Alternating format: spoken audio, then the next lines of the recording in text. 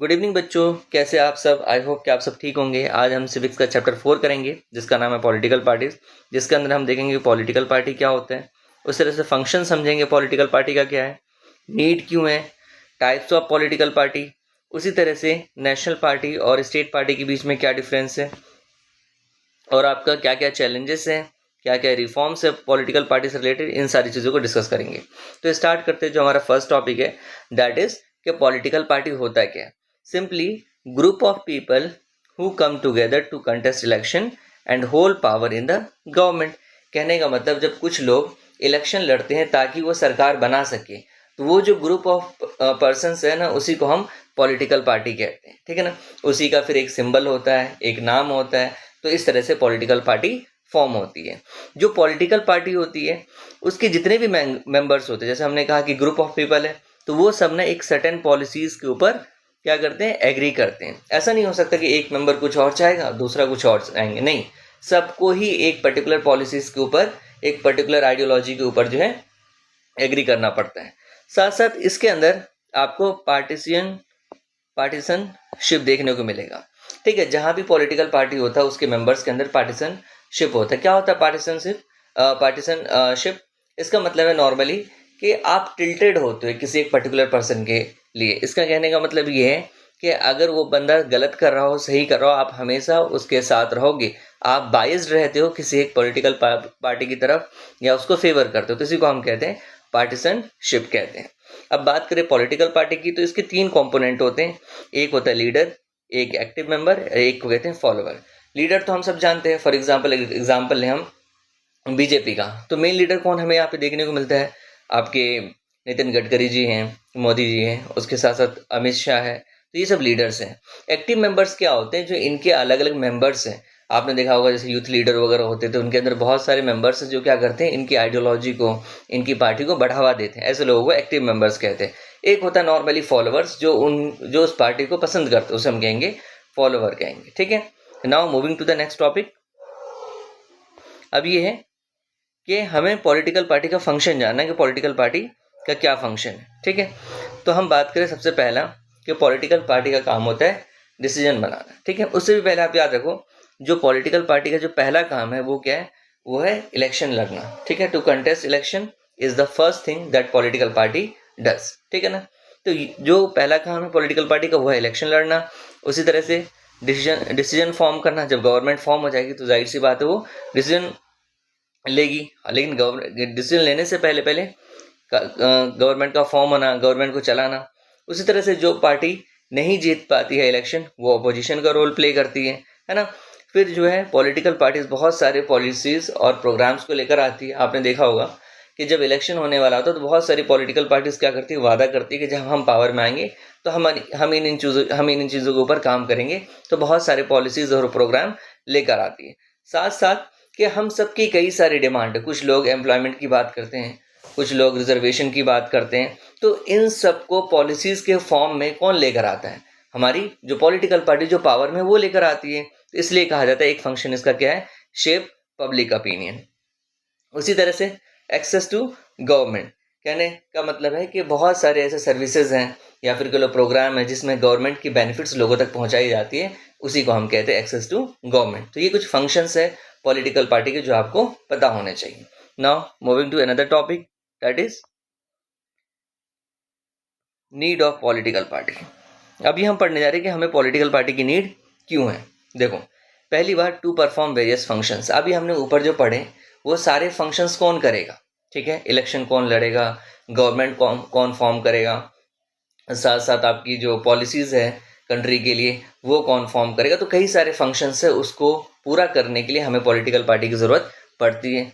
उसी तरीके से अगर हम बात करें किसकी, तो देखो हम लोग अराउंड मोर देन 1.2 बिलियन से ज़्यादा हमारी पॉपुलेशन है। तो क्या ये हम सब एक साथ मिल सकते हैं, एक जगह पे डिसीजन ले सकते हैं? नहीं। तो हमें क्या चाहिए, हमें रिप्रेजेंटेटिव चाहिए जो हमारे लिए लॉ बनाएगा, है ना, टू रन द कंट्री। उसी तरह से एक कोई भी डेमोक्रेसी का गवर्न करने के लिए एक लीडरशिप होनी जरूरी है, जो कहाँ से आती है, पॉलिटिकल पार्टी से आती है। तो इसलिए जो ये 3 रीजन है जिसकी वजह से हमें क्या है, हमें पॉलिटिकल पार्टी की जरूरत है। अब बात करते हैं पार्टी सिस्टम, है ना। तो कई तरह की पार्टी सिस्टम होती है। जैसे एक है हमारा वन पार्टी सिस्टम, एक होता है टू पार्टी सिस्टम, एक होता है मल्टी पार्टी सिस्टम। क्या होता है ये? देखो, वन पार्टी सिस्टम के अंदर होता है सिर्फ इस ऐसी कंट्री जहां पे सिर्फ और सिर्फ एक ही पार्टी को अलाउ है कि वो कंटेस्ट करे और इलेक्शन जीते। देखो, ऐसा नहीं है कि और सब पार्टीज जो है क्या नाम कहते इलेक्ट कंटेस्ट नहीं करती, लेकिन वो इस तरह से वो पार्टीज होती हैं जिनका पता है कि ऑलरेडी ये कभी पावर में नहीं आ सकती। तो एक ही पार्टी होती है जो डोमिनेटिंग होती है, एक ही पार्टी गवर्नमेंट फॉर्म कर सकती है। इसका बेस्ट एग्जाम्पल है चाइना के अंदर कम्युनिस्ट पार्टी। ठीक है, बात करें टू पार्टी सिस्टम के अंदर, जहां पे देखो पार्टीज तो कई सारी पार्टिसिपेट करती हैं, लेकिन दो पार्टी के पास ज्यादा चांसेस होते हैं कि या तो ये पार्टी पावर में आएगी या दूसरी वाली पार्टी में आएगी। मतलब कोई पार्टी ए है और बी है, इन दोनों में से ही कोई पावर में आएगा। बाकी सी डी ई एफ कई पार्टी यहाँ पे इलेक्शन लड़ रही, बट उसके जीतने के चांसेस नहीं है। इस तरह का सिस्टम हमें कहाँ देखने को मिलता है? आपका यूएस और यूके के अंदर। अब आता है थर्ड पार्टी सिस्टम, जहां पे एक से दो से ज्यादा पार्टीज के पास ये चांसेस होता है कि वो इलेक्शन जीत सकते हैं। उसे कहते हैं मल्टी पार्टी सिस्टम, जो कि हमें इंडिया के अंदर देखने को मिलता है ना। तो यहाँ पे more than two parties have reasonable chances to coming into the power. या तो खुद ही वो पूरा मेजोरिटी सिक्योर कर ले या अलायंस फॉर्म कर ले, है ना। अब एक टर्म है अलायंस, किसे कहते हैं? देखो, आपको पता होना चाहिए, अगर हम बात कर रहे हैं अलायंस की, तो अलायंस का मतलब होता है जब बहुत सारी पार्टीज जो है एक साथ कोलैब करके फिर जो है इलेक्शन लड़ती है। आपने वर्ड सुना होगा महागठबंधन, है ना। उसी तरह से इंडिया अलायंस सुना होगा, कांग्रेस और बहुत अदर पार्टीज की जो है एक अलायंस है, ग्रुप है, जो क्या करती है, इलेक्शन लड़ती है। तो उसको हम कहते हैं इंडिया अलायंस कहते हैं। सिंपली है कि जब दो या दो से ज्यादा पॉलिटिकल पार्टीज एक साथ मिलकर क्या करती है, इलेक्शन लड़ती है, तो उसको हम कहते हैं अलायंस कहते हैं। ठीक है ना। अब एक और चीज ध्यान रखना है यहाँ पे, अलायंस जो है ना वो प्री इलेक्शन होता है, इलेक्शन से पहले। और जो सरकार बनती है वो, उसके लिए भी हम जैसे वो जो अलायंस है, जो अलायंस की मदद से जो सरकार बनती है, उसको हम कहते हैं कोalition गवर्नमेंट। कहने का मतलब जब दो या दो से ज्यादा पॉलिटिकल पार्टीज मिलकर गवर्नमेंट फॉर्म करती है और रन करती है, उसको हम कोalition गवर्नमेंट कहते हैं। ठीक है, तो दो अलायंस आपको याद होने चाहिए। एक होता है यूपीए, इसका फुल फॉर्म है यूनाइटेड प्रोग्रेसिव अलायंस। ये किसका है? ये इंडियन नेशनल कांग्रेस की अलायंस को कहते हैं। दूसरा है एनडीए, नेशनल डेमोक्रेटिक अलायंस। ये अलायंस किसका है? ये आपका बीजेपी का। तो ये दो अलायंस के नाम आपको याद होने चाहिए। ठीक है, now let's see the next topic, types of political parties in India. कि इंडिया के अंदर कितने तरह की पॉलिटिकल पार्टीज है। तो देखो, जितने भी पॉलिटिकल पार्टीज है ना इंडिया के अंदर, मतलब थाउजेंड्स ऑफ पॉलिटिकल पार्टीज है। ठीक है ना। अब उन सब पार्टीज को क्या किया हमने, कैटेगराइज कर दिया। या तो पार्टी नेशनल पार्टी होगी या फिर पार्टी स्टेट पार्टी होगी। तो देखते हैं नेशनल पार्टी किसे कहते हैं, है ना। तो कंट्री जिसका नेशनल लेवल पे प्रेजेंस है, कहने का मतलब जिसको एक तरह से सिंपली अगर लैंग्वेज में कहूँ तो समझ, जिसको पूरी कंट्री जानती है, ऐसी पार्टी को हम क्या कहते हैं, नेशनल पार्टी कहते हैं। जो मतलब ऑलमोस्ट जितने भी स्टेट है वहां पर उनका आपको प्रेजेंस देखने को मिलेगा, कहीं पे कम कहीं ज्यादा, लेकिन उनका प्रेजेंस देखने को मिलेगा। ऑलमोस्ट हर एक इंसान उस पार्टी के बारे में जानता है। ऐसी पार्टी को हम कहते हैं नेशनल पार्टीज कहते हैं। ठीक है, एक और चीज ध्यान रखना है कि नेशनल पार्टीज बनने के लिए कौन सी पार्टी को हम नेशनल पार्टी कहेंगे, उसके लिए कुछ क्राइटेरिया है जो इलेक्शन कमीशन ऑफ इंडिया ने फिक्स किया। वो क्या है? पहला, कि जब कोई इलेक्शन हो तो वहां पे कम से कम जितना भी वोट डाला हो उसका 6% कम से कम जो है, लोकसभा के इलेक्शन की बात करें, अगर लोकसभा इलेक्शन में जितना भी वोट मिला, वो जितना भी वोट दिया गया हो, लेट्स से कि टोटल 100 वोट जो है वो पड़े। ठीक है ना, 100 वोट पड़े। ठीक है ना। अब इसमें अगर हम बात करें, टोटल 100 वोट लोगों ने दिए, मतलब जो टोटल जो स्ट्रेंथ है लोगों की जिसने वोट दी वो 100 है। तो ये टोटल वोटिंग होगी, तो इसका कम से कम 6% जो वोट है उस एक पर्टिकुलर पार्टी के पास होना चाहिए, जिसे हम नेशनल पार्टी कहेंगे। फॉर एग्जाम्पल, अगर मैं कह रहा हूँ बीजेपी नेशनल पार्टी है, तो कहने का मतलब इस 100 वोट में से कम 6 वोट जो है बीजेपी को मिलनी चाहिए, तभी वो नेशनल पार्टी कहलाएगी, नहीं तो वो नहीं कहलाएगी। ठीक है ना, सिंपल। फिर दूसरा है, या फिर एक और ऑप्शन है कि 4 स्टेट के अंदर, ये तो लोकसभा की बात कर रहे हैं, या फिर 4 स्टेट के अंदर ये सेम हो। जैसे अगर मान लो आप ये लोकसभा के इलेक्शन की बात कर रहा हूँ, मान लो लोकसभा के अंदर अगर आप ये परसेंटेज अचीव नहीं कर पाते तो आप क्या करें, लेट्स से कि ए बी सी डी ये 4 स्टेट है, यहाँ चारों जगह इलेक्शन हुए, इन चारों जगह क्या होनी चाहिए, आप जितने भी वोट पड़ रहे हैं वहां पे उन सबका 6% जो आप हर एक स्टेट के अंदर वोट आपको मिलनी चाहिए, तब जाके आप क्या कहलाओगे कि आप नेशनल पार्टी कहलाओगे। ये एक क्राइटेरिया हुआ, इन दोनों में से कोई एक चीज हो। दूसरी चीज कि कम से कम 4 सीट आपके लोकसभा के अंदर होने ही चाहिए, तभी जो है वो क्या कहलाएगा, तभी वो आपका नेशनल पार्टी कहलाएगा, ठीक है ना। स्टेट पार्टी क्या होता है, सिंपली जिसका रीजनल सिग्निफिकेंस हो, मतलब जिसको लोग रीजनल लेवल पे ही जानते हैं कि हाँ ये पार्टी, फॉर एग्जांपल तमिलनाडु के अंदर AIDMK है, DMK पार्टी है। उसी तरह से ओवैसी की AIMIM पार्टी है। उसी तरह से अखिलेश यादव की समाजवादी पार्टी है ना। RJD हो गई। उस तरह से क्या नाम कहते हैं आपके जो नीतीश कुमार की पार्टी है, लालू की पार्टी है, RJD JD, ये सब क्या है, ये सब आपकी स्टेट पार्टी के एग्जाम्पल है जिनका सिग्निफिकेंस हमें स्टेट लेवल पे ही देखने को मिलता है। क्लियर है। नाउ एक क्वेश्चन ये भी आ सकता है कि इलेक्शन कमीशन का क्या रोल होता है, ठीक है ना। पहली चीज कि जितने भी इंडिया के अंदर पॉलिटिकल पार्टी है उनको रजिस्टर करवाना पड़ता है, किसके साथ, इलेक्शन कमीशन ऑफ इंडिया के पास रजिस्टर करवाना पड़ता है। दूसरी चीज आपने देखा होगा, किसी का सिंबल क्या होता है, लोटस होता है। किसी का सिंबल जो है आप देखते हो हाथ छाप है ना। तो कई तरह के सिंबल्स आपको देखने को मिलते हैं। वो सिंबल्स कौन देता पार्टी उसको, वो इलेक्शन कमीशन ऑफ इंडिया ही देती है। उसी तरह से कोई भी पॉलिटिकल पार्टीज का जब रजिस्टर हो जाएगी तो उसको रिकॉग्निशन मिलेगा। उसी तरह से कई सारे क्राइटेरिया जो है, मतलब कौन सी पार्टी जो है नेशनल पार्टी कहलाएगी, इसके लिए भी जो क्राइटेरिया है वो कौन फिक्स करता है, वो इलेक्शन कमीशन ऑफ इंडिया करता है। जैसे आज के टाइम पे ये मैंने आपको क्राइटेरिया बताया, हो सकता है आने वाले फ्यूचर में इसको जो इस क्राइटेरिया को चेंज कर दे। क्लियर है। Now moving to the next topic. अब हम बात करें नेशनल पार्टीज की, ठीक है ना। तो इंडिया के अंदर टोटल 6 नेशनल पार्टीज है, ये आपको याद रखना है। कितनी नेशनल पार्टीज है, टोटल 6 नेशनल पार्टीज है इंडिया के अंदर। तो बात करते हैं, पहला है आम आदमी पार्टी, ठीक है। अच्छा, हर एक पॉलिटिकल पार्टीज के बारे में, जो नेशनल पार्टीज है उसके बारे में कुछ फैक्ट्स लेके आऊं। ऑलरेडी ये बोर्ड के अंदर क्वेश्चन पूछे जा चुके हैं, तो ऑलरेडी ऑब्वियस है कि आगे भी पूछे जा सकते हैं, है ना। तो अगर आम आदमी पार्टी की बात करें तो 2012 में फॉर्म हुआ। इसका जो फॉर्म होने के पीछे रीजन था, एंटी करप्शन मूवमेंट था, अन्ना हजारे वाला, है ना। इनकी आइडियोलॉजी क्या है, अकाउंटेबिलिटी, ट्रांसपेरेंसी और गुड गवर्नेंस, ये इन सब चीजों के ऊपर फोकस करती है। अरविंद केजरीवाल इनके इंपॉर्टेंट लीडर हैं, ठीक है ना। उसी तरह से अगर हम दूसरी पार्टी की बात करें, भारतीय जनता पार्टी, ठीक है। तो ये जो है 1980 में फॉर्म हुआ था। जो पहले की एक पार्टी थी भारतीय जनता संघ, उसी को रिवाइव करके फिर भारतीय जनता पार्टी है वो फॉर्म होती है। इनके फाउंडर कौन है, श्याम प्रसाद मुखर्जी और दीनदयाल उपाध्याय, ये इनके फाउंडर है। इनका जो है आइडियोलॉजी का एक है इंटीग्रल ह्यूमनिज्म का। उसी तरह से कह लो कि कल्चरल लेवल पे या हिंदुत्व जो एक आइडियोलॉजी है, ठीक है। ये सारी आइडियोलॉजी किसकी है, बीजेपी की है। उस तरह से अगर हम बात करें INC की, इंडियन नेशनल कांग्रेस की, तो 1885 के अंदर फॉर्म हुई, सबसे पुरानी पार्टी है, ये चीज ध्यान रखना। और इसमें कई सारे स्प्लिट्स देखने को मिले, और ये भी याद रखना इंटीग्रल ह्यूमनिज्म किसका है, बीजेपी का है। इसके फाउंडर, इंपॉर्टेंट लीडर फाउंडर तो इसके कोई और है, जवाहरलाल नेहरू। इनकी आइडियोलॉजी क्या है, सेंट्रिज्म है, सेकुलरिज्म है, और जो वीकर सेक्शंस है उनका वेलफेयर करना, ये सब इनकी आइडियोलॉजी है, पॉलिसीज है। नाउ जो फोर्थ है हमारा, वो है बहुजन समाजवादी पार्टी, ठीक है। बहुजन समाजवादी पार्टी, इनका फॉर्मेशन होता है 1984 के अंदर। इनके फाउंडर इंपॉर्टेंट है, कौन है, कांशीराम, ठीक है। बहुजन का मतलब ही होता है वो जिनकी पॉपुलेशन कम हो, माइनॉरिटीज की बात हो रही है, चाहे वो आपके माइनॉरिटीज में मुस्लिम्स आ गए, OBC आ गया, आदिवासी, दलित, SC ST, इन सब की अपलिफ्टमेंट के ऊपर बात की जाती है। बहुजन समाजवादी पार्टी, बहुजन समाज पार्टी, बहुजन, यार क्या नाम है इसका, बहुजन समाज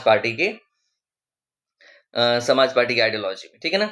फिर क्या है, CPIM, communist party of India Marxist, ये कब स्टैब्लिश हुआ, 1964 के अंदर इस पार्टी का स्टैब्लिशमेंट हमें देखने को मिलता है। और इनका बिलीव क्या है, मार्क्सिज्म और लेनिनिज्म, ठीक है ना। आपको पता है ये सब कौन है, जो सोशलिस्ट आइडियाज में बिलीव करते हैं उनको कहते हैं, वो CPI, जो CPI की जो आइडियोलॉजी है वो सोशलिस्ट आइडियाज पे बेस्ड है, ठीक है ना। जो सोशलिज्म के ऊपर फॉलो करती है, सेकुलरिज्म में बिलीव करती है, और इंपेरियलिज्म को क्या करती है, ओपोज करती है। तो कई बार इंपेरियलिज्म की जगह कैपिटलिज्म आ जाए तो भी सेम मतलब, उसमें भी कंफ्यूज होने की जरूरत आपको नहीं है, दोनों सेम चीज होती है, ठीक है ना।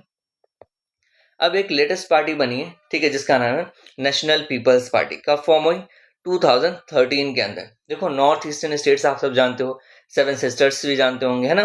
तो वहीं से एक पार्टी बनी है, पहली पार्टी है जो नॉर्थ ईस्टर्न स्टेट से एक नेशनल पार्टी फॉर्म हुई है, जिसका नाम क्या है, नेशनल पीपल्स पार्टी। और ऑब्वियस बात है, नॉर्थ ईस्ट की पार्टी है, तो इनकी आइडियोलॉजी में क्या है कि जो नॉर्थ ईस्ट रीजन है उसका प्रॉपर डेवलपमेंट हो, ठीक है। उस तरह से रीजनल एम्पावरमेंट हो, कि मतलब जो वो रीजन्स हैं उनको भी एम्पावर किया जाए, एजुकेशन आए वहाँ पे, इकोनॉमिक डेवलपमेंट हो, ये सारी पॉलिसीज और आइडियोलॉजी है किसकी, आपकी नेशनल पीपल्स पार्टी की, एनपीपी जिसे हम कहते हैं। नाउ जो हम नेक्स्ट टॉपिक देखने जा रहे हैं वो है चैलेंजेस टू पॉलिटिकल पार्टीज। देखो बहुत सारे ऐसे चैलेंजेस है जो हमारे इंडिया के अंदर पॉलिटिकल पार्टीज से रिलेटेड है, ठीक है, मतलब पॉलिटिकल पार्टीज के फंक्शंस पढ़ लिए, इंपोर्टेंस पढ़ लिए, लेकिन कुछ चैलेंजेस भी है। पहला क्या, लैक ऑफ इंटरनल डेमोक्रेसी। कहने का मतलब जो पॉलिटिकल पार्टीज है ना उसके अंदर ही आपको डेमोक्रेसी देखने को नहीं मिलेगा। कहने का मतलब है जो पॉलिटिकल पार्टीज के अंदर जो मेन लीडर होते हैं ना उनके पास ज्यादा पावर हमें देखने को मिलती है, जो टॉप लीडर होते हैं उनके पास ज्यादा पावर होता है एज कम्पेयर टू जो ऑर्डिनरी मेंबर होते हैं, ठीक है ना। उसी तरह से कि कोई भी डिसीजन लेना हो तो आप भले ही एमपी हो कहीं के एमएलए हो, आपकी जो राय है आपकी डिसीजन जो है उतना मैटर नहीं करता है, क्योंकि टॉप लीडर्स ही हमेशा क्या करेंगे, डिसीजंस लेंगे, ठीक है ना। फिर एक दूसरा हमें देखने को मिलता है डायनेस्टिक सक्सेशन। इसका कहने का मतलब आप कितनी भी पार्टी के लिए लॉयल हो वो मैटर नहीं करता, आप कितने करीब हो लीडर्स के वो मैटर करता है, ठीक है। तो कई बार जो कोई पॉलिटिकल लीडर है तो उसका बेटा, फिर उसका बेटा, मतलब जो जनरेशन बाय जनरेशन जो है हमें नेपोटिज्म यहाँ पे देखने को मिलता है, ठीक है ना। फिर आपने देखा होगा ग्रोइंग रोल ऑफ मनी, कि जिसके पास पैसा है वो इलेक्शन जीत जाते हैं, जिसके पास पैसा नहीं है वो इलेक्शन नहीं जीत पाते हैं। उसी तरह से हमने देखा जो क्रिमिनल बैकग्राउंड से लोग हैं वो ज्यादा पॉलिटिकल पार्टी के अंदर पार्टिसिपेट्स कर रहे हैं। तो ये भी क्या एक चिंता वाली बात है, एक प्रॉब्लम वाली बात है क्या, कि जिस तरह से मनी और आपका मसल पावर का यूज हो रहा है इलेक्शन के अंदर। उसी तरह से पार्टीज जो है ना एक मीनिंगफुल चॉइस नहीं देती है वोटर्स को। क्या कहने का मतलब मीनिंगफुल चॉइस का मतलब, देखो कई बार क्या है कि हर कोई जो है कहता है अच्छा चलो आप मुझे पावर में लेके आओ तो हम आपको 2,000 रुपए देंगे, आप लेके आओ हम आपको रिजर्वेशन देंगे। भाई अगर अलग अलग पॉलिटिकल पार्टी है तो अलग अलग आप वो दो ना, अलग अलग मैनिफेस्टो दो कि हम आएंगे तो हम ये करेंगे, हम आएंगे तो ये करेंगे। लेकिन अगर तीनों ही केस कि हम तीनों ही सेम काम करेंगे तो हमारे लिए चुनना आसान थोड़ी होगा, क्योंकि तीनों तो एक ही आइडियोलॉजी में बिलीव कर रहे हैं, एक ही पॉलिसीज लेकर आना चाह रहे हैं। तो यही बात कही जा रही है क्या, कि जो पार्टीज है ना वो एक मीनिंगफुल चॉइस जो प्रोवाइड नहीं कर रही है किसको, वोटर्स को, ठीक है। तो ये कुछ चैलेंजेस है जो हमने देखा। इसके सिवा अगर हम बात करें लास्ट टॉपिक जो हमारा वो है रिफॉर्म्स की। तो जो पॉलिटिकल पार्टीज है इंडिया के अंदर उनको किन किन रिफॉर्म की जरूरत है। तो सबसे पहला तो हमें देखने को मिलता है कि पॉलिटिकल पार्टीज के अंदर क्या होता है, कई बार डिफेक्शन होता है, ठीक है ना। आपको समझना है डिफेक्शन क्या होता है। तो डिफेक्शन का मतलब है मतलब सिंपली कि जिस पार्टी से आप इलेक्ट हुए बाद में आप दूसरी पार्टी को ज्वाइन कर लेते उस पार्टी को छोड़ के। फॉर एग्जांपल मैं बीजेपी से इलेक्ट हुआ लेकिन मुझे कांग्रेस ने कहा कि आ जाओ मेरे में, हम तुम्हें क्या करेंगे, मिनिस्टर बना देंगे। तो मैंने बीजेपी छोड़ के मैं क्या किया, आपके कांग्रेस के पास चला गया। लेकिन आपको पता है कि लिमिटेड सीट होती है, आपको जो मेजोरिटी प्रूव करने के लिए 273 सीट होना चाहिए। लेकिन आपने जिस पार्टी को ज्वाइन किया उसको छोड़ के आप दूसरे में चले गए तो वो तो क्या होगी, उसकी मेजोरिटी खत्म हो जाएगी, सरकार गिर जाएगी। ये बहुत बड़ी प्रॉब्लम आ गई थी जिसकी वजह से काफी ज्यादा इनस्टेबिलिटी क्रिएट हो रहा था। तो इसकी वजह से जो हमें देखने को मिला एक एंटी डिफेक्शन लॉ आता है, किसके थ्रू, 52nd अमेंडमेंट होता है कॉन्स्टिट्यूशन में, और फिर जो हमें एंटी डिफेक्शन लॉ देखने को मिलता है, ठीक है ना। तो इसमें ये कहा गया कि अगर कोई पार्टी जो है वो जिस पार्टी से इलेक्ट हुई है अगर उस पार्टी को छोड़ के कहीं दूसरे पार्टी को ज्वाइन करती है तो उसकी सीट ऑलरेडी क्या हो जाएगी, लैप्स हो जाएगी, मतलब आप उसके बाद एमपी नहीं कहलाओगे अगर आप उस पार्टी को छोड़ के जाते हो, ठीक है। और साथ साथ जैसे मैंने कहा कि इंटरनल डेमोक्रेसी नहीं होता है, तो कोई लॉ होना चाहिए, कोई रूल्स एंड रेगुलेशन होना चाहिए। कोई डिस्प्यूट होता है पॉलिटिकल पार्टीज के मेंबर्स के बीच में तो उनके सॉल्यूशन के लिए जो एक इंडिपेंडेंट मेंबर हो, कोई एक इंडिपेंडेंट कॉन्स्टिट्यूशन हो उनका अपना, ठीक है। तो इन सब के थ्रू हम क्या कर सकते हैं, इंटरनल अफेयर्स को हम क्या कर सकते हैं, कंट्रोल कर सकते हैं या फिर रेगुलेट कर सकते हैं। फिर आपको जैसे मैंने बताया कि सुप्रीम को आप हमने देखा कि अभी चैलेंजेस के अंदर के मसल पावर और जो मनी पावर इसका रोल काफी ज्यादा बढ़ रहा था। तो इसके लिए सुप्रीम कोर्ट ने क्या कहा, सुप्रीम कोर्ट ने कहा कि कैंडिडेट्स को जो है कुछ एक एफिडेविट फाइल करनी पड़ेगी। एफिडेविट कुछ नहीं होता, एक डॉक्यूमेंट है जिसके अंदर जो भी बंदा इलेक्शन लड़ रहा है वो अगर उनके ऊपर कोई क्रिमिनल केसेस है तो उनके डिटेल्स दिए जाएंगे, उनके पास क्या प्रॉपर्टी है, कितनी लायबिलिटीज है उसके बारे में दिया होगा, और वो कितना पढ़े लिखे वो सारी चीजें उसके अंदर मेंशन होगी। इसका पर्पस ये है कि वोटर्स के पास ये राइट हो, वोटर्स के पास ये नॉलेज हो कि जिसको वो चुनने जा रहे हैं उसके अंदर क्या कमी है, क्या अच्छाई है। तो इस पर्पस के लिए जो सुप्रीम कोर्ट ने ये एफिडेविट को जो है मैंडेटरी कर दिया है, ठीक है। तो आई होप चैप्टर क्लियर हो गया होगा आपको। कोई भी डाउट हो तो आप पूछ सकते हो। देखो बहुत सारी चीजें होती है समझाने के लिए, एक एक वर्ड में ना पूरी फिलॉसफी छिपी होती है, तो वो पॉसिबल नहीं होता हर एक चीज को समझाना आपके लेवल पे 10th क्लास में। अगर कोई भी डाउट हो तो आप मुझसे पूछ सकते हैं। नोट्स जो है आपको यहाँ के डिस्क्रिप्शन में मिल जाएगा, ये मैं नोट्स इसमें अटैच कर दूंगा, वहां से आप